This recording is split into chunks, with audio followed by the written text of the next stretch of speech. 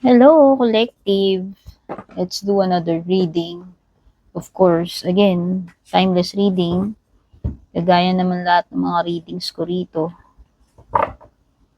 Yan. So, collective reading only Take only what resonates. For sure, hindi kayo lahat makaka-relate sa bawat energy na babanggitin ko rito.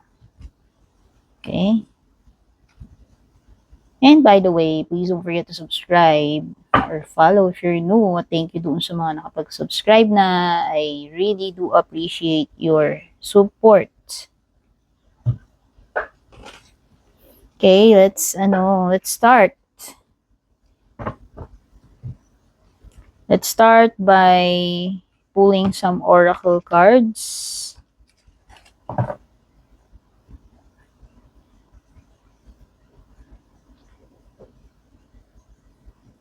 For those na gustong maka-avail ng perks sa akin, avail kayo ng subscription sa FB page ko. Yung mga gusto ng private reading ko, mag-PM kayo sa akin doon. Take note, isa lang po yung FB page ko. Purple Team Meta Verified, may check sa dulo. Pag walang check sa dulo, hindi ako yun, yung mga fake na gumagaya sa akin. Pag nag-add friend, nag-message sa kahit saang platform, huwag niyong pansinin, hindi ako yun. Okay?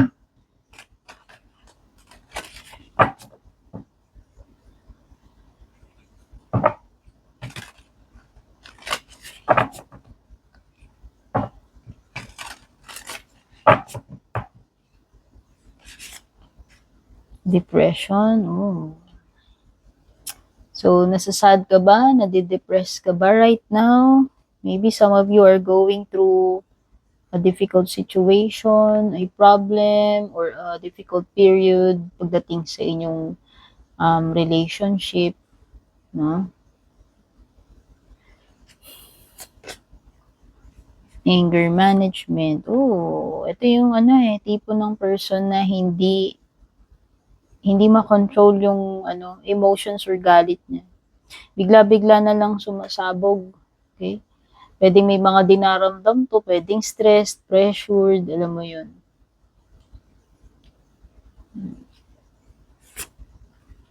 Some of you are even undergoing therapy. Oo. Trash, throwing away, getting rid of, tossing out. So mukhang meron energy dito ng tinrush, ibinasura, no? Dinispatcha, ano pa ba yung mga ibang words to use? Pwedeng hindi pinili, tinig for granted, iniwan, binaliwala, no? Pero literal na tinapon eh. No?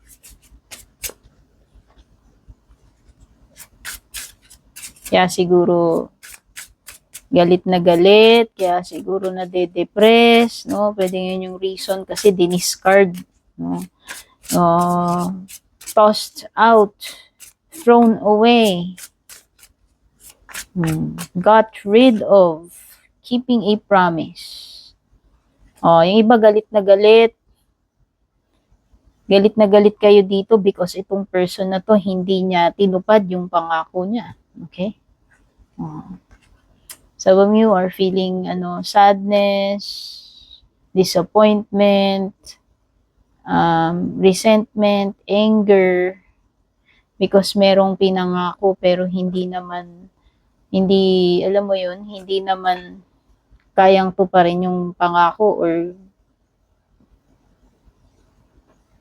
worst, hindi talaga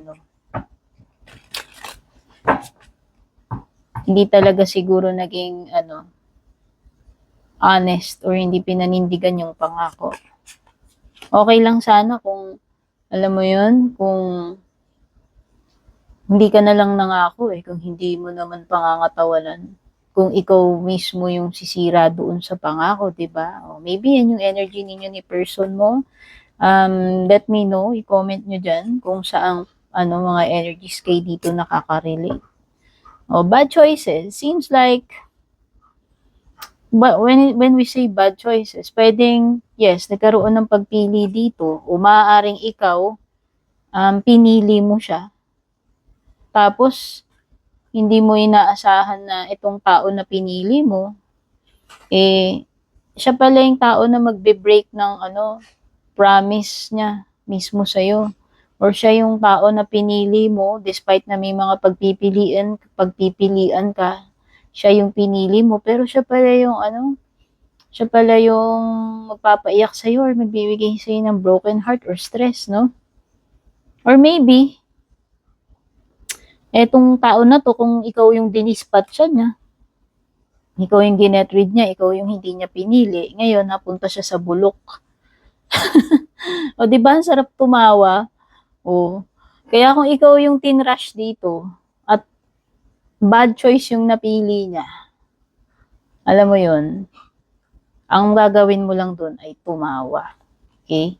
Hindi mo kailangan ng revenge. Merong divine justice. Mababahiran ka lang kung magre-revenge ka. Alam mo yun, magkakasala ka lang. Hayaan mo, let karma do its job.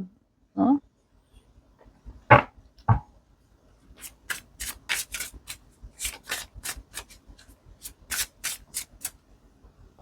Kuha pa tayo bang set ng cards.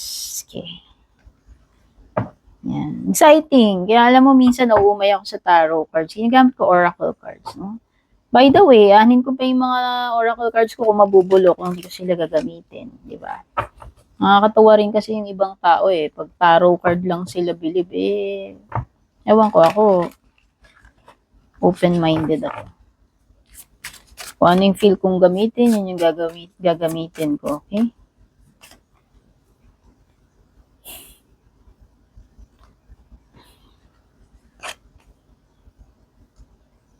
Pretentious. So, itong person mo talaga, pwedeng bulok din ikaw eh. Kung pwedeng bulok din yung napili mo eh. Diba? Kaya kung halimbawa, ikaw yung maraming pagpipilian, tapos nagkataon na ito yung pinili mong person, no, hindi mo akalain na bulok pala ito napili mo. Kaya ikaw ngayon yung pwedeng nagkaroon ka nga ng regret dito eh. O nga no, dami kong manliligaw, kagwapo, ganito, ganyan, or yung iba, hindi mo sila ganun kagwapo. Pero alam mong magiging reyna ka sa kanila, pero pinili mo itong person na to. Tapos alam mo yun, nakaka-frustrate, nakakainis na kung sino yung pinili mo. Alam mo yun, doon ka pala luluha.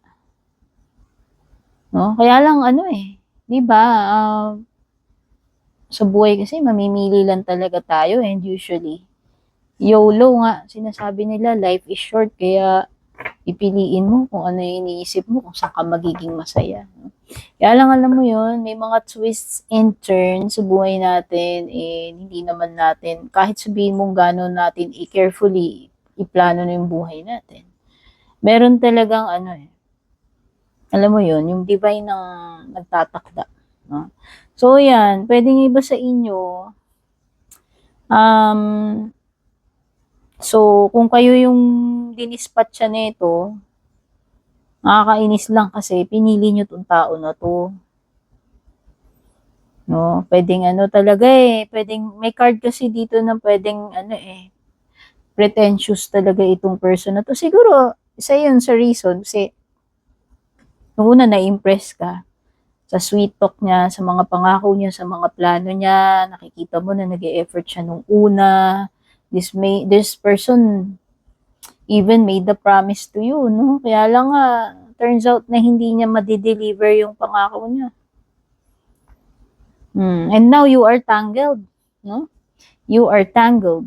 So this card is saying na you're unable to free yourself from a sticky situation, no? So pwede ngayon hindi mo ina-expect na pinili mo tong tao ngayon tapos ikaw ngayon naging messed up yung buhay mo. Tapos na hindi ka makaalis dito sa situation ninyo. Ngayon parang everything is falling apart or everything is chaotic, magulo. You are confused. Okay, and this card is saying na kailangan mo mag-step back. It will help you to see clearly. Okay? So, maganda, ang feel ko dito sa Tangled card, no?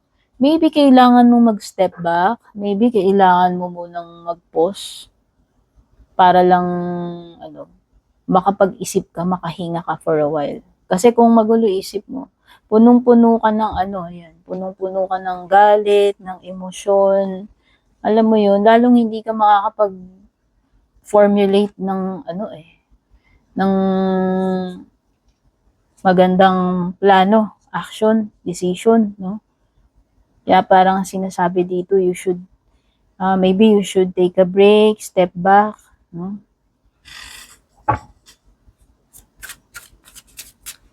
Kasi pag too much, tension na, 'di ba? Minsan, maganda rin talaga na tantanan ninyo yung isa't isa.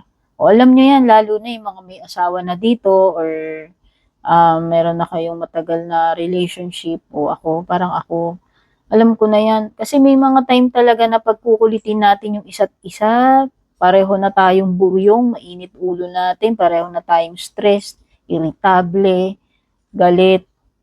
Wala rin eh. Especially kung may mga, anger or bad temper issues yung ikaw or yung person mo. So, iba dun. Actually, iba, nagiging physical pa nga sila. No? Pero, sa situation ko, never. Never ako naka-encounter. And, hindi mangyayari yun. Para sa akin kasi, nagsiset ako ng rules. I'm a Libra sun, by the way. No? So, ako ay madiplomasyang tao as much as possible. Actually, mahilig ako sa communication, sa confrontation, pero pagka meron ng murahan, pag may hindi na magaganda, foul words, physical, nagdadabog, no, hindi allowed sa akin yun. And never yun. Never. Okay, yun yung ganun ako.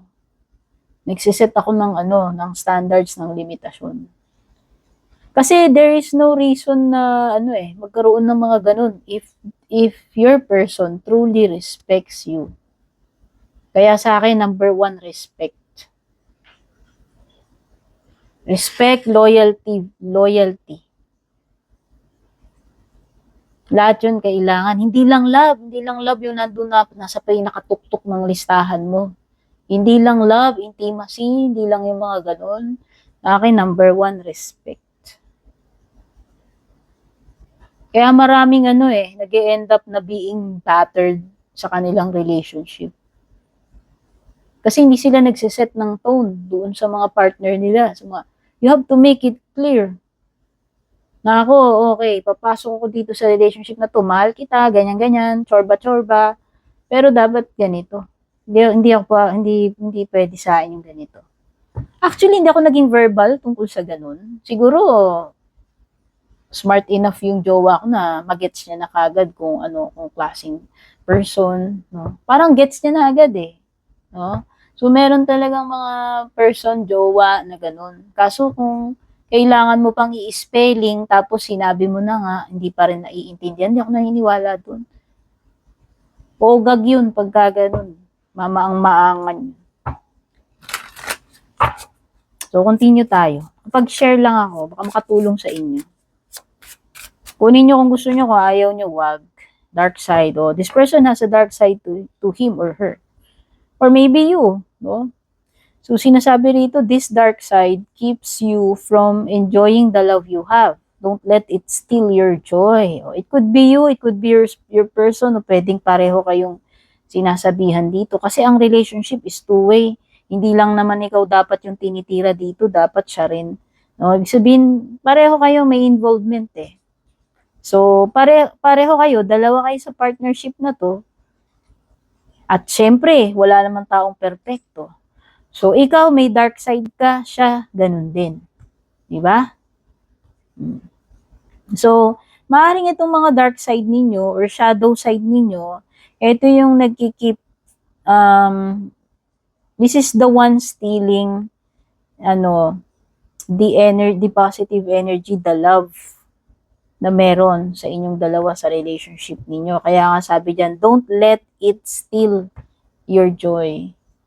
Kaya nga, hindi ko sinasabi na konsintihin nyo yung mga dark side ninyo, pero kailangan nating i-acknowledge yun, kailangan natin siyang i-identify, kailangan natin siyang ma-accept. Mm. Kasi hindi rin makakatulong kung 'di ba ang unang step is to ano to know ano ba yung dark side mo, ano yung shadow side mo. And then the next step is to yun i-acknowledge mo siya, i-identify mo siya, accept mo. Kasi hindi pwedeng in denial ka about doon sa mga bagay na ano, yung sa shadow side mo or sa shadow side niya. And for every relationship to work, kailangan nagti-teamwork kayo. Kailangan alam ninyo yung lahat, yung pagkatao ng bawat isa sa inyo. Kasi yun yung ano doon magwo-work yun gaano mo kakilala yung person. Dapat tanggap mo yung mga baho niya, tanggap mo rin yung magagandang, alam mo yun, hindi lang yung magagandang bagay about sa inyong dalawa, yung tanggap ninyo pareho sa isa't isa. Pati rin yung mga shadow side para makakapag-work kayo kung paano kayo, alam mo yun, paano nyo makikip yung relationship. Kasi, kailangan yung unawain Kailangan yung tulungan yung isa't isa. Kailangan yung magpasensya sa isa't isa. Diba? At kung hindi mo ganun kakilala yung person mo, paano nyo mapapagana yun? Kaya it's important na hindi rin naman ako naniniwala na yung porke kailangan matagal, 10 years. No, that's bullshit. Naniniwala naman ako sa true love, hindi kailangan na, kailangan umabot pa kayo ng, actually, may mga 10 years na nag-iwalay pa. Ibig ko lang sabihin, wala yung sa tenacity, sa tagal. Nasa sa kung paano ninyo kilalanin yung isa't isa, tanggapin, paano nyo pakinggan yung isa't isa. Kapag mahal mo yung tao, lahat gagawin mo. Magiging patient ka, diba, irerespeto mo. Tatanggapin mo yung nakaraan niya. Tatanggapin mo siya 100%. Good side, bad side. Kaya importante talaga na makilala. Actually, importante yung makikilala mo yung person mo. Pero usually, nangyayari yung getting to know each other more. Actually, yung mga minsan nga magjowa kayo, hindi palilitaw yung mga, alam mo yun, pwedeng hindi palilitaw yung mga ugali na ganun. So, habang tumatagal kayo, yun yung magic ng bawat relationship, ng bawat marriage. Kasi, doon yun nakikita na unti-unting nag-unfold, nakikilala mo siya sa mga panahon ng hirap, sa panahon ng masaya, sa panahon ng ganito, ganyan. Doon mo makikita yung bawat personality niya. Okay, ikaw din, di ba? Actually, may mga bagay na, matututunan mo doon sa person, may mga bagay din siya matututunan. So, actually, napakaganda ng relationship. And ako yung tao na conservative traditional, naniniwala pa rin ako sa kasal. Ayoko pa rin ng hiwalayan, ayoko hanggat maaari hindi. Kasi pag binaliwala natin yung bisa ng kasal, mawawalan na tayo ng pagpapahalaga sa marriage. So, of course, again baka may babanat kasi alam ko na yan case-to-case basis yan. No? Case-to-case basis. Kung magkakaroon na ng mga physical, ng hindi na magaganda, like abuse, etc. Ayokong banggitin yung mga word, baka bawal. Of course, may exception pagdating sa bawat situation. Siyempre, lahat ay bawat isa sa atin, iba-iba yung situation. Pero kasi, hindi ko ina-encourage na yung mga divorce, annulment. Kung wala namang mga violent, physical chorba, nakaka-apekto sa mental health mo, para sa akin, hindi kailangan yun. Kung walang mga ganun take note. So, yan. Kasi alam mo, ang mga tao, wala na kayong pagpapalaga sa commitment. Hindi. Pag very accessible sa inyo yung anytime na ayaw mo na, may divorce naman, sasabihin mo nyeta yan, may divorce, annulment, mag-aasawa lang ako na mag-aasawa. Pag hindi ako marunong mag-adjust sa person ko, pag nagsawa na ako sa kanya, pwede ko na siyang hiwalayan kasi meron namang divorce, annulment. Kaya ayoko nun. Gusto ko kasi maging disiplinado yung mga tao. Kung papasukin mo, hindi yan kanin na parang pinasok mo, luluwa mo. O lalo na kung may anak na kayo. Oh, ako yun na yung opinion ko, yun yung values ko. Ewan ko sa inyo. O yun. Okay? Sabi ko nga, traditional, conservative akong tao eh. Okay? Pag ganun kasi wala na eh. Wala nang yung mga tao eh. Gagawin na lang nila yung gusto nila. Bali, wala naman yung kasal eh. Sasabihin lang nila sa'yo, kaprasong papel lang yan. No, ako hindi. Naniniwala pa rin ako sa pagiging sacred ng kasal. Saan man kayo kinasal, sa West man yan, sa simbahan, kasal pa rin yun sa paningin ko. Okay? I-honor ninyo yun kasi nag-vow kayo eh. Diba?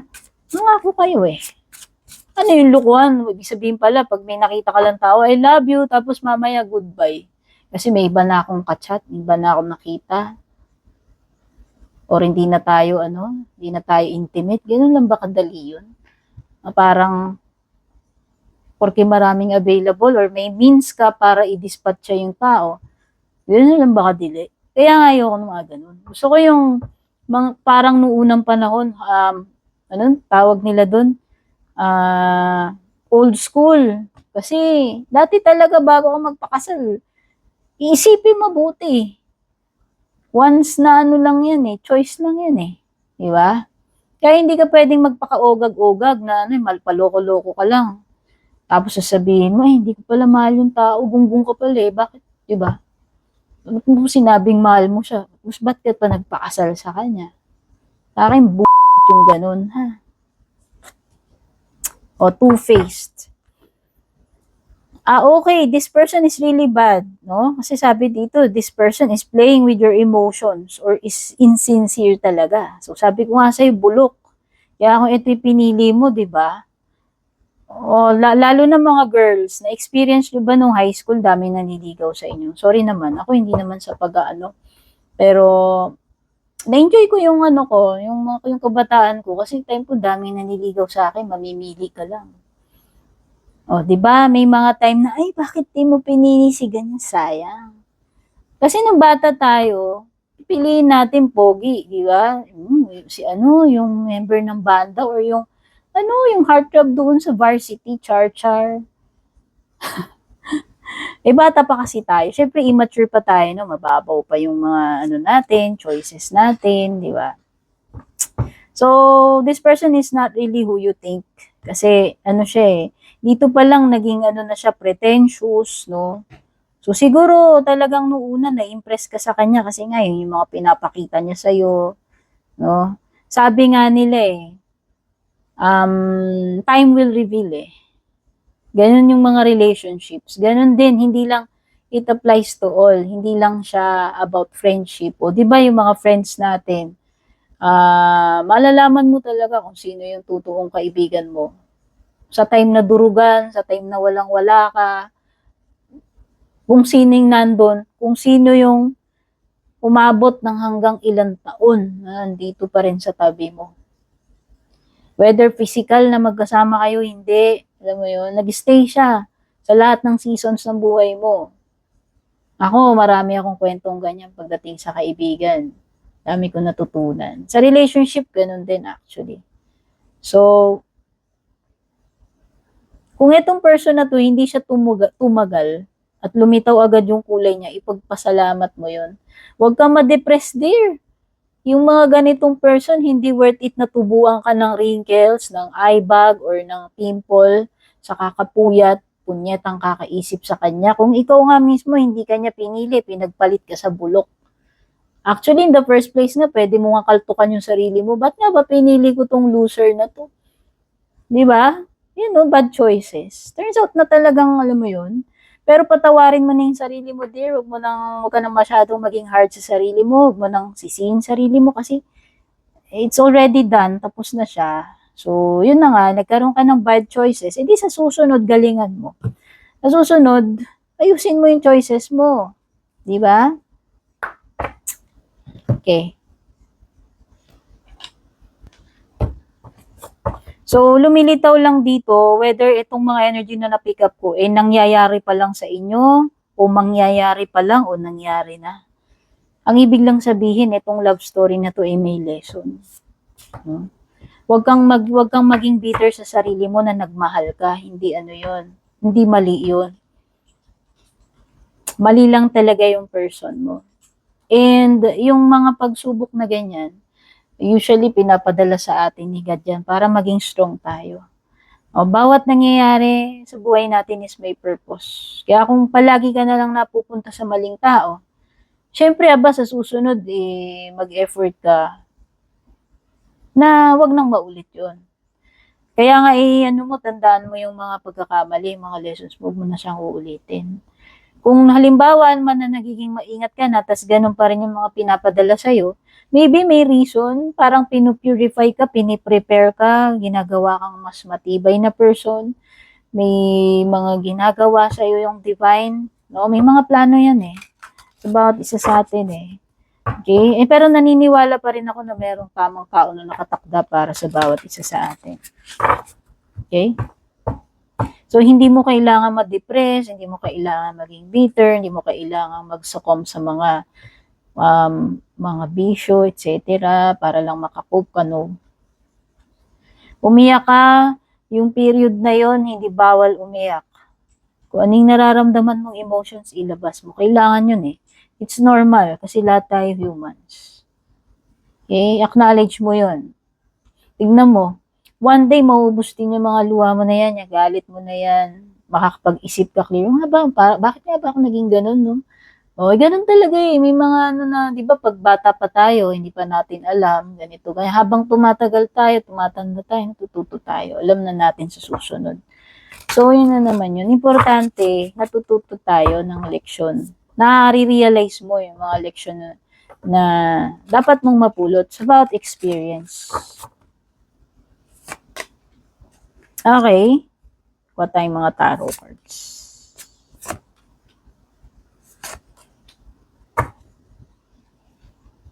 So, ano ba yung mga signs na nandito? Ayan, yung mga mahilig maghanap ng anong zodiac sign ba yan? Actually, maraming water. May Cancer, Scorpio, Pisces, meron. Actually, lahat nandito Malakas yung water. Pero pwede rin namang may air, earth, fire. Malakas yung water. Ayan nakikita ko dito magkakaroon ka ng glow up dear pagkatapos na itong broken heart mo dito. Kasi nga mahihimas-masan ka, tutubuan ka ng wisdom dyan, matututo ka ng leksyon mo magtatanda ka talaga 'di ba? Kaya talagang yun ay magiging weapon mo, yun ay magiging instrumento mo para, alam mo yun, para bumangon ka, punasan yung luha mo, magkilay ka ng panibago, at mag-glow up ka, no? Yan din, maganda rin yan kasi matututo ka na bigyan mo ng respeto yung sarili mo, self-worth, self-love, no? Asikasuhin mo yung sarili mo, magpaganda ka, magpagwapo ka, magpayaman ka, magpaka-successful ka, magpakadalubhasa ka sa kung ano yung mga endeavors mo, yung mga gagawin mo na yan. Hindi lahat umiikot sa lalaki lang o sa babae o anuman gender ng jowa mo. Hindi nakasalalay lang dun yung happiness natin. Okay? Minsan kailangan i-relish din natin yung pagiging single, yung company natin. Importante rin yun. Okay? Importante yung partnership, yes, pero importante rin yung alam mo, mag-navigate kahit mag-isa ka lang. Kasi may mga times na darating sa buhay natin na talagang magiging mag-isa lang tayo. Kahit pa may jowa ka, may asawa ka, may partner ka. Darating talaga yung mga times na gano'n. Kaya siguro, etong mga lessons na to is, design para ikaw ay mas maging stronger, better version ng sarili mo. Or successful. Diba? So, yan, nakikita ko rito na may glow up, nakikita ko na kahit single ka, magiging successful ka. Actually, marami kang pera dito or achievements, no? Ayan, nakikita ko pa nga yung iba dito, magiging successful kayo sa career ninyo or sa kung ano mang mga personal endeavors yung gusto nyong marating, goals nyo ma-achieve. Four of Swords, magkakaroon ng period ng pahinga, time out, no? So, this is a time para makapag-reflect ka sa sarili mo, no? So, nakikita ko nga after netong period na to, maglalaylo ka muna, pahinga ka muna, hindi ka muna siguro mag-entertain ng mga bagong jowa, ganyan-ganyan. So, Maganda rin kasi nakikita ko yung iba dito, makakapag-travel pa nga kayo or even makakapag-abroad, no? Magagawa niyo yung mga gusto niyo rito eh. So, more on personal growth yung nakikita ko rito sa'yo. Okay? Kasi after niyang period na yan, kung meron man talagang person na darating, mas better, di maganda. In the meantime, habang naghihintay ka, o di ano, mag-build ka muna ng empire mo, magpagwapo ka muna, magpaganda ka, magpaka-rich ka, enjoyin mo lang yung buhay. Kasi life is life is short para maging wasted, maging depressed, galit, tubuan ka ng wrinkles, tatanda ka lang. Diba? Kung ano yung binibigay sa'yo ng life sa ngayon, ano yung offer niya sa'yo, ano yung meron dyan, magpaka-kontento ka, magpaka-happy ka dyan. Enjoyin mo yung moment na yun kasi ang oras lumilipas yan. Okay, hindi tayo pwedeng mag-dwell sa past, sa mga hindi maganda nangyari, sa mga bulok na person na dumaan sa buhay natin. Oo, pwede mo silang maalala kasi hindi naman mabubura yun, may memory tayo. Pero alam mo yun, isipin mo na lang na, uy, thank you sa'yo kasi dahil sa'yo, naging successful ako. Dahil sa'yo, nag-level up ako. Para hindi tayo maging bitter. Okay? Eight of Cups. Eight of Cups is pag-walk away.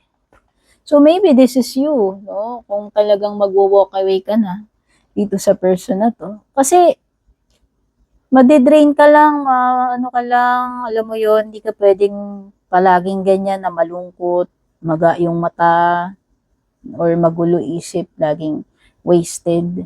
Hindi pwedeng ganun eh. At some point, darating, kahit gaano mo kamahal yan, kahit gaano ka ka-patient or willing to wait hanggang kailan magbago or may miracle na darating. Darating pa rin yung time na makakapag-decide ka eh na mag-walk away doon sa mga bagay na you are no longer happy. Which is tama lang naman. Kasi you cannot wait forever. You cannot wait forever na magiging masaya ka eh. Kaya nga sabi ko, yung happiness nyo should not rely sa mga tao or even bagay sa paligid natin kasi walang permanente sa buhay. Kahit na gaano mo kamahal yan, kahit asawa mo pa yan, paano kung one day natsugi yan? Diba? Yun yung sinasabi ko na you should, prepare yourself, no? Magano ka sa sarili mo. Okay? Kasi hindi sa lahat ng oras. Pwedeng magbago eh, any moment eh. O diba yan, Wheel of Fortune, o diba ito yung biglang shift, biglang malaking pagbabago na hindi mo ine-expect. So, ito na yung pagto-turn ng wheel sa situation mo. Maaring sa ngayon, yung iba sa inyo nasa process pa rin kayo ng ganyan, pwedeng nangyayari pa rin yan. Pero huwag kayong mag-alala, bilog ang mundo.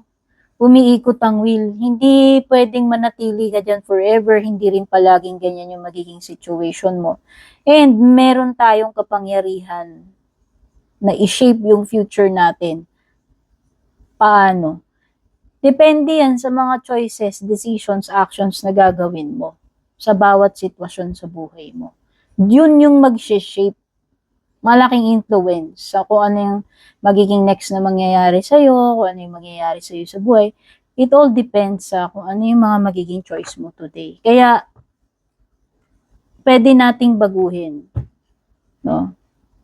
Napaka-powerful ng ating choice, decision, and action. And of course, napaka-powerful ni God. Kaya kung meron ka mang mga bagay na hindi mo kaya, of course, dun lang tayo magdadasal. Hingi palagi ng guidance. I love you all. Thank you so much for watching. Kita-kits sa susunod. God bless.